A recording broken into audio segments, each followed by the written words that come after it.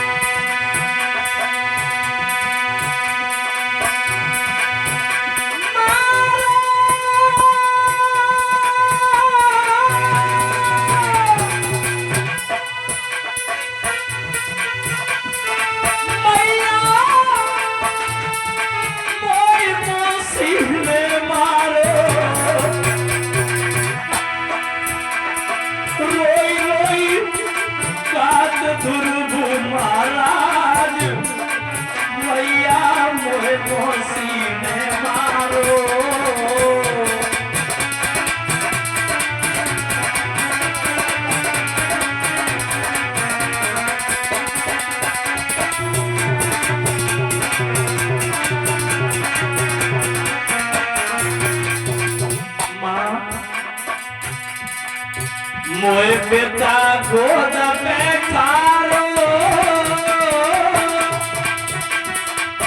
मुझसे पीरो लाड़ी घनेरो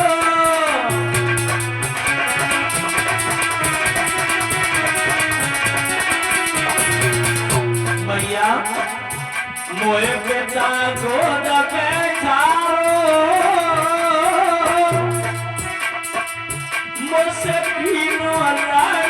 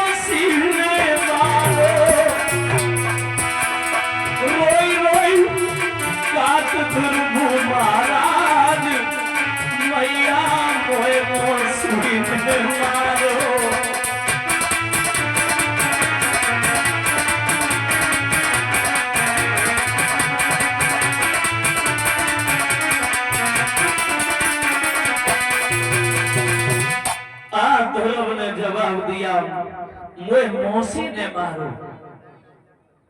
मैया सुनीति ने जवाब दिया तुम्हें मौसी का मारने का इतना बड़ा दुख है बेटा, वो जैसी हम हैं वैसी वो तुम्हारी माँ है। ध्रुव ने कहा मैया वो मौसी ने मारो, बा को दुख नहीं है। मौसी हमसे अब सख्त कहती रही लेकिन हमारे पिता ने एक बार भी ये नहीं कहा कि तू ध्रुव से उल्टा सीधा क्यों बोल रही है। प्रमाण ये मिलता है माताओं, मैया सुनीति ने ये कहा बेटा अगर वो तुम्हारे पिता होते तो तुम्हें जरूर बचाते। और जो इतनी बात कही सो ध्रुव ने झटक के मैया के पांव पकड़ने और जवाब दिया मैया फिर हमारा पिता है कौन। मैया सुनीति कहने लगी बेटा तेरा नहीं इस पूरे जगत का एक पिता है, परम पिता परमेश्वर जो हर किसी की रक्षा करता है। कहां मिलेंगे मां? जंगल में। जब भजन करने के लिए जंगल में जाओगे तब तुम्हें दर्शन होंगे। 5 वर्ष की अवस्था में ध्रुव ने दोनों हाथ जोड़े और जवाब दिया मैया हम बहुत बड़े हो चुके हैं, हम आज ही अपने पिताजी से मिलने के लिए जाएंगे। आज ध्रुव ने एक भी बात माता नहीं मानी और आज भगवान के दर्शन करने के लिए ध्रुव आगे के लिए बढ़े। मैया ने बहुत समझाया इधर महाराज उत्तानपाद को पता लगा कि हमारा बड़ा पुत्र तपस्या करने के लिए जा रहा है। मंत्री से सारा किया, मंत्री हमारे ध्रुव को आज से अच्छा भोजन मिलेगा, उससे बोल दो वो भजन करने के लिए नहीं जाए।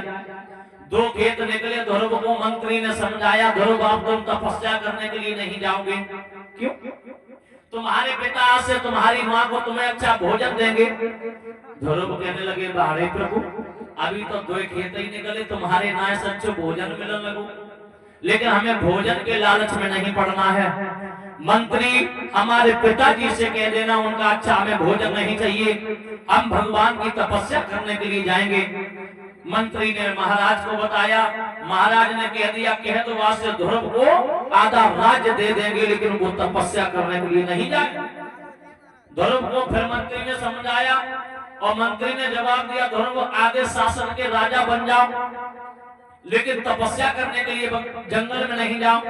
मंत्री की बात सुन के ध्रुव ने जवाब दिया, बारे प्रभु अभी गांव से थोड़ी दूर निकले हैं, आधा शासन मिल गया, लेकिन हमें आधा शासन नहीं चाहिए, लेकिन हमें भगवान के दर्शन करने हैं।